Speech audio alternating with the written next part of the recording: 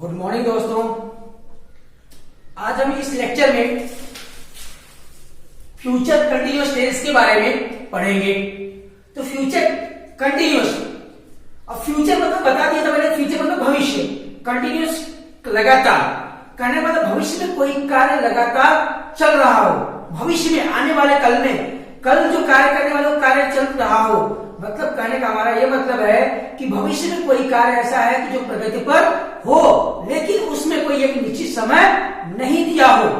ऐसे टेंसों का, ऐसे वाक्यों का जब हम अनुवाद करते हैं तो किस टेंस में करते हैं? फ्यूचर कंटिन्यूअस टेंस में। तो आओ हम देखते हैं इसकी पहचान क्या होती है। इसकी पहचान है कि इस काल के हिंदी वाक्यों के अंत में रहा होगा, रही होगी, रहे होंगे आदि शब्द आते हैं। तो इसकी पहचान क्या हो गई कि हिंदी वाक्यों के अंत में, जो हम हिंदी वाक्य लिखते हैं उस हिंदी वाक्यों के अंत में क्या होना चाहिए? रहा होगा, रही होगी, रहे होंगे आदि शब्द आते हैं। तो ऐसे वाक्यों को क्या कहते हैं? फ्यूचर कंटिन्यूअस टेंस कहते हैं। अब हम सबसे पहले पढ़ेंगे अफर्मेटिव टेंस। तो अफर्मेटिव टेंस देखो,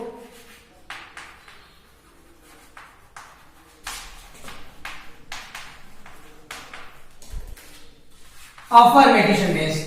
अफर्मेटिव टेंस का हम जब हिंदी वाक्य का अंग्रेजी में ट्रांसलेट करते हैं तो उसके लिए फार्मूला क्या होता है? उसके लिए फार्मूला है सब्जेक्ट विल और शैल प्लस बी, उसके बाद वर्ब की फर्स्ट फॉर्म में आईएनजी, उसके बाद ऑब्जेक्ट, उसके बाद अदर। यह फार्मूला हो गया।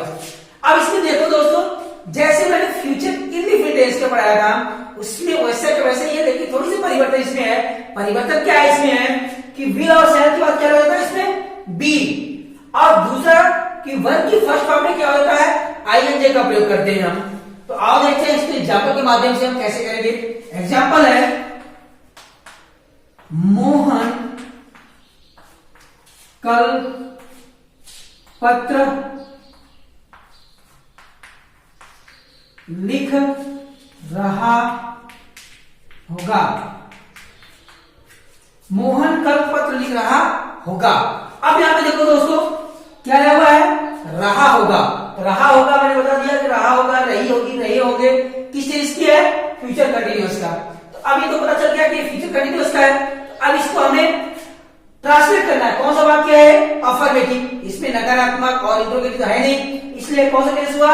अफर्मेटिव टेंस हुआ। अफर्मेटिव के लिए मैंने फार्मूला लिखा है, इसी फार्मूले पर हमको इसको रखना है। तो सबसे पहले क्या है? सब्जेक्ट। सब्जेक्ट क्या है इसमें? मोहन। अब विल और शैल मैंने फ्यूचर इंडेफिनिट में बता दिया था कि इसमें विल किसके साथ लगता है और शैल किसके साथ लगता है। एक बार वापस बता देता हूं कि आई और वी कहने का मतलब फर्स्ट पर्सन, आई और वी अगर हो तो शैल लगता है, और बाकी जो भी चाहे सिंगुलर हो चाहे प्लूरल हो चाहे जो भी करता होगा उसके साथ क्या लगाएंगे? हम विल लगाएंगे। इसमें केवल आई और वी के साथ शैल लगता है, बाकी सभी कर्ताओं के साथ क्या लगता है? विल का प्रयोग करते हैं। यहाँ पे क्या है? मोहन। मोहन क्या हो गया? आई और वी तो है नहीं, इसलिए क्या लगेगा? Will be. अब यहाँ पे देखो वर्ब की फर्स्ट फॉर्म में आईएनजी, लिखने को क्या कहते हैं? राइट। यहाँ पे क्या हो जाएगा? राइटिंग। राइटिंग क्या लिख रहा है? पत्र, लेटर, टुमारो। यह हो गया दोस्तों, ये इसका ट्रांसलेटर। इसमें केवल क्या हुआ है? विल और शैल के बाद क्या लग गया है? बी और वर्ब की फर्स्ट फॉर्म में आईएनजी। बाकी अफर्मेटिव टेंस की तरह मतलब करने का इंफिनिटिव की तरह ही है, उसमें कोई परिवर्तन नहीं हुआ, केवल बी लग गया है और वर्ब की फर्स्ट फॉर्म में आईएनजी। एक एग्जांपल और देखते हैं हम, जैसे अध्यापक कल इस समय पढ़ा रहे होंगे। यह हो गया दोस्तों। क्या हो जाएगा? The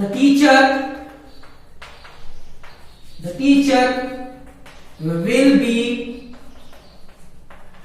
teaching. अब इसमें एट दिस टाइम टुमारो। अब ये हो गया दोस्तों,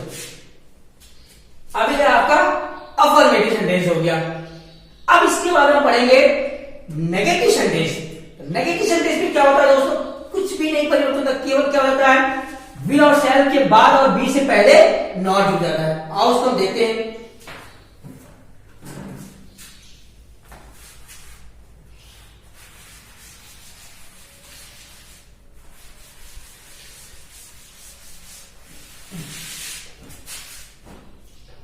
नेगेटिव सेंटेंस,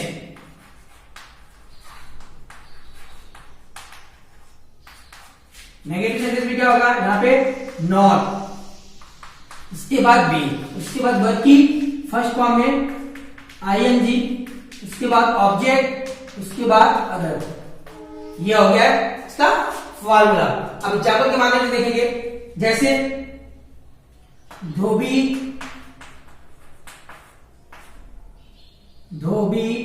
कपड़े नहीं धो रहा होगा।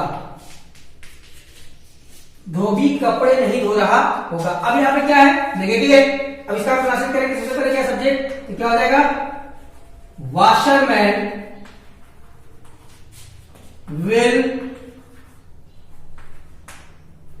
will not be washing clothes। यह हो गया दोस्तों इसका नेगेटिव सेंटेंस। नेगेटिव सेंटेंस में क्या किया हमने, कुछ भी नहीं किया है, केवल विल और शैल के बाद और बी से पहले नॉट जोड़ दिया है और इसमें कोई परिवर्तन नहीं है। केवल नॉट क्या हो जाएगा, तीसरे स्थान पर नॉट लग जाएगा और इसमें कोई परिवर्तन नहीं है। अब ये आपका नेगेटिव सेंटेंस हो गया। अब इसके बाद हम पढ़ेंगे इंट्रोगेटिव सेंटेंस। इंट्रोगेटिव सेंटेंस के लिए क्या करना है, इंट्रोगेटिव मैंने बताया है दो प्रकार के होते हैं, एक तो क्या से शुरू होने वाला होता है और एक क्या क्यों कब कहां बीच में आता है। तो आओ देखते हैं उसको एग्जांपल के माध्यम से।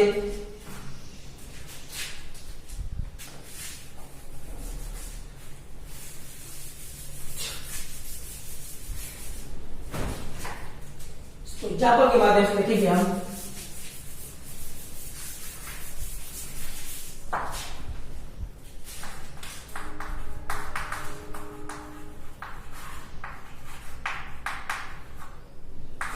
इंट्रोगेटिव। अब इंट्रोगेटिव मैंने बताया दो प्रकार से, एक तो क्या से शुरू होने वाला और एक क्यों कब कहां बीच में आता है। तो उसके लिए क्या से शुरू होने वाला, उसके पहले है विल, शैल, तो सब्जेक्ट, वर्ब की सॉरी बी, वर्ब की फर्स्ट फॉर्म में आईएनजी, उसके बाद ऑब्जेक्ट, उसके बाद अदर, उसके बाद क्वेश्चन मार्क। जैसे एग्जांपल के माध्यम से देखेंगे हम, क्या तुम कल मुंबई जा रहे होगे? क्या तुम कल मुंबई जा रहे होगे? अब यहां पे देखो क्या से शुरू है, सबसे पहले में क्या लिखना है, विल और शैल, इसके अनुसार सब्जेक्ट के अनुसार। तो विच मैंने बता दिया है कि आई और बी के छोड़ करके बाकी सभी के साथ क्या लगता है, विल। यहां पे क्या हो जाएगा, will you be going to Mumbai. Mumbai कब जा रहे हो, तुम्हारा कल। ये हो गया दोस्तों। जैसे क्या मैं कल क्रिकेट खेल रहा हूंगा? क्या मैं कल क्रिकेट खेल रहा हूंगा? अब यहां पे क्या हो जाएगा, अब यहां पे देखो आई है, मतलब सब्जेक्ट मैं है, आई हो जाएगा, आई का चलता है शैल। यहां पे क्या हो जाएगा, शैल आई बी प्लेइंग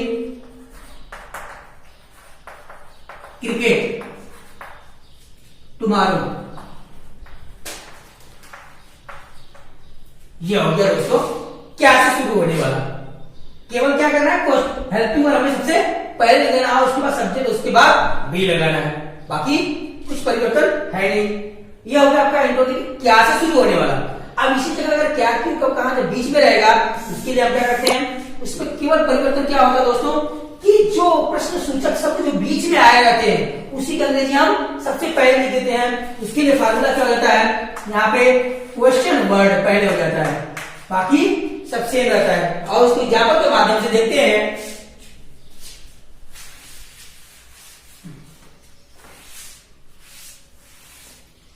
उसका एग्जाम्पल है जैसे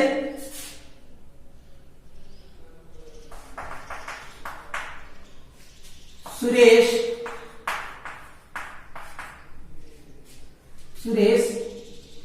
दिल्ली में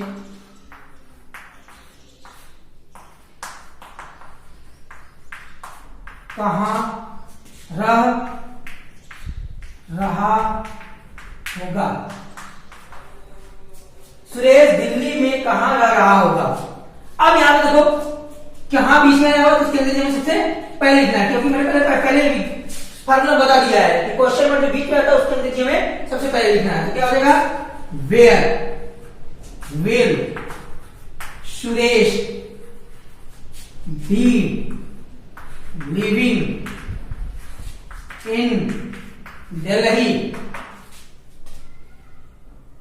क्वेश्चन मार्क, यह हो गया आपका क्वेश्चन मार्क। केवल क्या हुआ दोस्तों, केवल जो प्रश्न सूचक शब्द है उसकी हमने अंग्रेजी सबसे पहले लिख दिया, और बाकी जैसे इंट्रोगेटिव क्या से शुरू होने वाला था उसका किया था वैसे ही इसको करेंगे, इसमें कोई परिवर्तन नहीं है। अब यह हो गया आपका क्या मतलब इंट्रोगेटिव। अब इसके बाद हम पढ़ेंगे इंट्रोगेटिव एंड नेगेटिव। उसमें क्या होता है दोस्तों, केवल बी से और सब्जेक्ट के बाद और बी से पहले हम क्या करते हैं, नॉट का प्रयोग करते हैं, और उसको हम देखते हैं।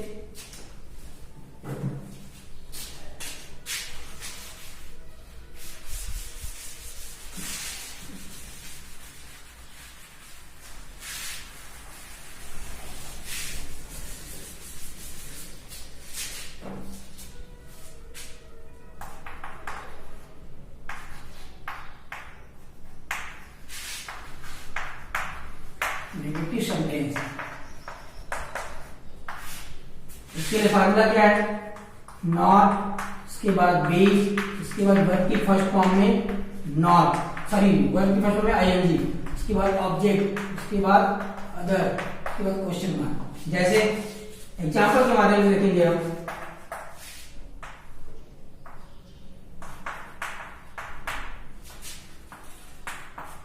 क्या तुम कल इस मैदान में नहीं खेल रहे होगे। अब यहां पे देखो दोस्तों, क्या भी आया हुआ है और नहीं भी आया हुआ। अब इसी मामले में हमको रखना है, तो सबसे पहले क्या हो जाएगा, will you not be, subject के बाद और बी से पहले not, be playing, sorry cricket है इसमें, playing in this field tomorrow. यह हो गया, will you not be playing in this field tomorrow, क्या तुम कल इस मैदान में नहीं खेल रहे होगे। यह हो गया इसका ट्रांसलेट। अब ये तो था क्या से शुरू होने वाला। अब इसमें अगर क्या क्यों कब कहां बीच में आएगा तो क्या करेंगे, हमें कुछ भी दोस्तों परिवर्तन नहीं करता। इसी में आपको फॉर्मूले बताता हूं, इसमें क्या करना है, यहाँ पे क्या हो जाएगा, क्वेश्चन वर्ड पहले आ जाएगा, और यही तुम कल इस मैदान में क्यों नहीं खेल रहे होगे, यहाँ पे क्या हो जाएगा, क्यों नहीं खेल रहे होंगे, तो क्या हो जाएगा यहाँ पे वाई, बस, और कुछ भी नहीं परिवर्तन है। उसको जो का क्यों लिखा हुआ है, केवल जो प्रश्न सूचक शब्द बीच में मैंने कर दिया उसी को हमने क्या कर दिया, सबसे पहले लिख दिया है, और बाकी सेम रहेगा, उसमें कोई परिवर्तन नहीं होगा। इस तरह यह हो गया आपका फ्यूचर कंटिन्यूअस टेंस कंप्लीट हो गया। तो आई होप आप लोगों को समझ में आया होगा। अब इसके बाद हमें पढ़ना है फ्यूचर परफेक्ट, तो उसको हम अगले वीडियो में पढ़ाएंगे। Thank you.